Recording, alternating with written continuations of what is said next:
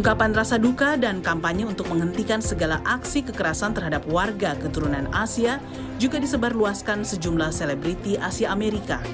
Mereka menggemakan tagar Stop Asian Hate, hentikan kebencian terhadap orang Asia. Asians have been here since 1587.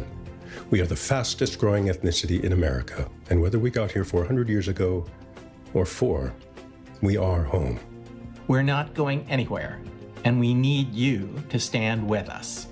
Stop Asian hate. Stop Asian hate. Stop Asian hate.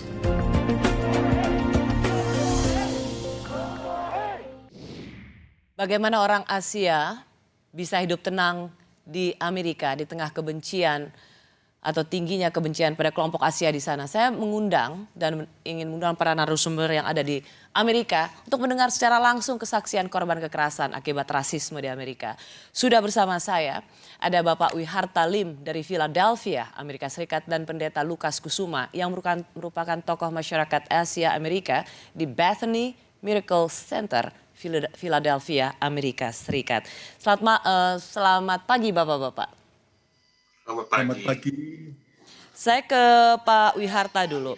Pak Wiharta sudah ada di Amerika sejak 2005 dan di 2007 Anda mengalami kekerasan atau Anda diserang oleh kelompok yang Anda akui ini sebagai bentuk rasisme. Pak Wiharta bisa ceritakan pada kami apa yang terjadi pada Anda? Iya, waktu itu tahun 2007. Itu hari pertama saya pelayanan di Bethany, gereja Bethany Miracle Center. Waktu itu Natal, jam 5 sore, tanggal 23 Desember, saya masih ingat banget. Pikir rada ngantuk kan, saya pikir ya udahlah saya ke Starbucks minum kopi dulu gitu loh, biar pelayanan makin mantep ya kan. Ya udah saya ke Starbucks, saya beli kopi. Ya udah saya udah selesai beli, saya tinggal nunggu kopinya kan.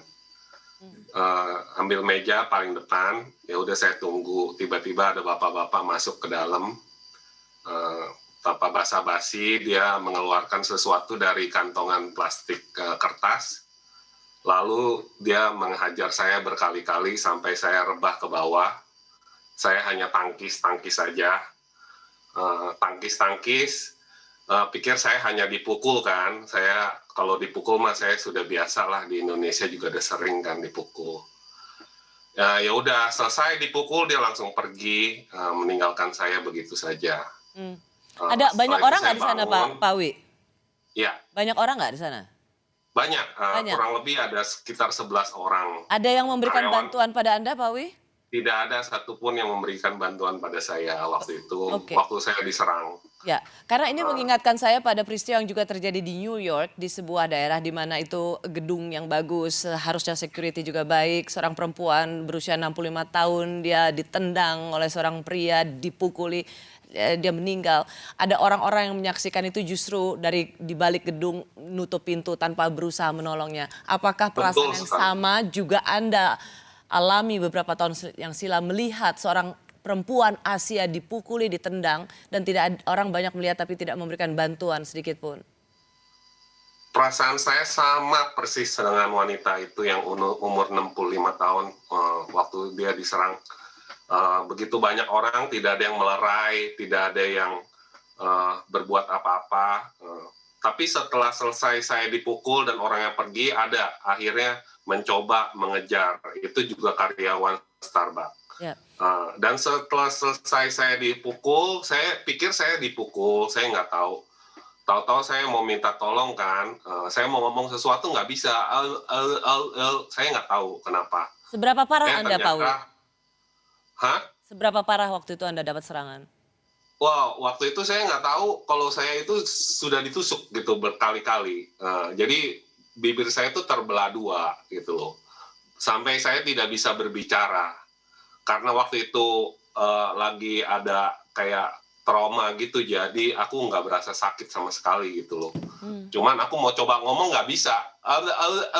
Tahu-tahu darah banyak banget keluar dari muka saya kan. Saya coba mau minta tisu sampai ada orang yang lari ke belakang, ketakutan melihat muka saya gitu loh. ya udah akhirnya langsung polisi datang, ambulan datang, lalu dikatakan kalau paru-paru saya itu kolaps karena tertusuk oleh benda tajam. Saat itu saya waktu di Indonesia juga udah pernah dibacok orang, waktu itu dirampok kan motornya kan. Wah, itu aja cuma sekali gitu loh dibacok. Ini berkali-kali gitu loh. Muka saya, badan saya, sampai belakang saya berkali-kali. Wah, ini kayaknya udah waktunya nih. Tapi Anda saya udah shock kan. Ya, udah waktunya ini kayaknya. Ini bukan sekali, ini berkali-kali.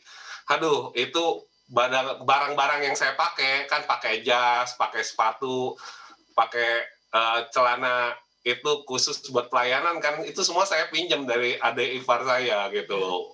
Itu baju perkawinannya dia gitu. Waduh, bolong-bolong gimana ini. Tapi itu jangan-jangan itu yang menyelamatkan Anda, Pak Wiharta. Ya pokoknya sedih deh. Pokoknya waktu itu saya sendirian juga kan. Saya udah bilang sama teman saya 99% pasti datang lah pelayanan kan. Pastiin, kamu datang ya. Nggak nyangka kalau 0,01% itu akhirnya terjadi sama saya gitu loh. Sampai akhirnya selesai pelayanan, mereka semua mungkin 30-40 orang rekan sepelayanan saya mencari saya di mana rumah sakit saya. Pak Wiharta, mereka datang tapi kan itu berdoa buat saya. Maaf, itu kan terjadi udah lama sekali. Bagaimana membuat ini tetap relevan? Bagaimana begitu yakin bahwa ini karena kebencian, karena rasisme, bukan karena kriminal biasa? Saya orang Asia satu-satunya pada saat di Starbucks itu. Dan nggak ada provokasi yang kita alami gitu loh pada saat itu juga. Saya hanya duduk saja di sana, diam, tidak melakukan apa-apa gitu, hanya menunggu kopi saya, tiba-tiba saya diserang tanpa sebab akibat. Saya pun tidak kenal sama dia. Saya pun tinggal rada kurang lebih setengah jam dari Starbucks itu, karena tempat saya pelayanan dengan tempat saya tinggal beda. Saya tinggal dekat sekolah kan, jadi setengah jam kurang lebih. Jadi saya nggak pernah ketemu sama tuh orang. Gitu. Ya, saya ke pendeta Lukas Kusuma. Pak Lukas banyak mendampingi mereka orang-orang Asia, warga negara Indonesia yang tinggal di Amerika, yang saat ini juga berada dalam kecemasan tentang kebencian pada orang-orang Asia. Pertanyaan saya sebenarnya karena ada riset yang dikeluarkan bahwa orang Asia itu mendapat perlakuan kekerasan, intimidasi yang luar biasa, terutama di masa pandemi yang semakin tinggi. Tetapi orang Asia adalah masyarakat yang paling tidak ingin melapor ke polisi dibandingkan dengan Afro-American or Hispanic atau mereka dari Amerika Latin gitu. Kenapa orang Asia cenderung tidak mau melapor atas kekerasan yang terjadi pada dirinya? Ya, seringkali orang Asia merasa mereka takut atau malu ketika identitas mereka diketahui kalau mereka adalah korban daripada diskriminasi. Kenapa? Itu sebabnya. Kenapa harus malu kalau jadi korban? Ada budaya di mana mereka jadi sasaran teroris di menutupi Indonesia. aib ya. Dan juga ada juga yang teman-teman yang masih bergumul tentang status mereka keimigrasian di Amerika, sehingga terkadang mereka memilih amannya. Itu sebabnya kami menghimbau kepada semua warga, khususnya orang-orang Indonesia yang ada di Amerika, terutama di kota Philadelphia, untuk berani untuk melaporkan dan juga memberitahu pada para ketua komunitas untuk kami bisa menolong segera. Ya, karena Pak Lukas kan di Philadelphia ya, dan ada kasus warga negara Indonesia yang diserang di sana, 2 orang warga negara Indonesia yang di sana. Dan ternyata yang saya dengar adalah kasus itu di-drop oleh polisi karena ini bukan racist based atau tidak dianggap sebagai kasus kekerasan karena rasisme, tetapi kenakalan juvenile, kenakalan anak remaja. Apakah contoh-contoh cara polisi memperlakukan orang Asia di Amerika, Indonesia misalnya seperti ini, membuat orang Indonesia, orang Asia di sana, ya udahlah kita nggak usah dilaporin lah, mau digebukin, mau diapain, toh polisinya juga nggak akan mendrop kasus ini dan mengatakan ini bukan soal rasisme, ini soal kenakalan remaja. Nah, itu sebabnya kami menyarankan dan mengimbau agar mereka seandainya setelah melaporkan kepada pihak kepolisian, ada banyak organisasi-organisasi yang siap menolong. seperti Asian American Pacific Islander itu juga akan berusaha membela hak daripada orang-orang Asia yang teraniaya, Ya, baik secara perkataan. kembali kepada realitas yang kemarin dua orang Indonesia yang di Philadelphia kasusnya di-drop oleh polisi. Pak Pendeta, apakah Bapak puas dengan apa yang dilakukan oleh polisi? Mendrop kasus itu tidak dianggap sebagai kasus rasisme, tapi kenakalan remaja. Jelas saya sendiri juga tidak puas dengan kondisi tersebut. Itu sebabnya para tokoh-tokoh komunitas, terutama para pemimpin komunitas Indonesia, sedang berupaya untuk terus memberikan pertolongan agar tercipta keadilan bagi warga kita yang teraniaya. Ya, seberapa mencemaskan sesungguhnya orang Indonesia atau yang dipandang sebagai ras Asia di sana, Pak Lukas? Ya, sebenarnya kasus daripada diskriminasi yang dialami terutama orang-orang Asia, terutama orang Indonesia di kota Philadelphia sudah cukup lama. Sejak saya tahun 2000 di Philadelphia sampai hari ini paling tidak saya membantu baik jemaat maupun yang bukan sudah ada 20 kasus lebih yang berat maupun yang ringan. Salah satunya adalah apa yang dialami oleh Pak Wiharta Lim.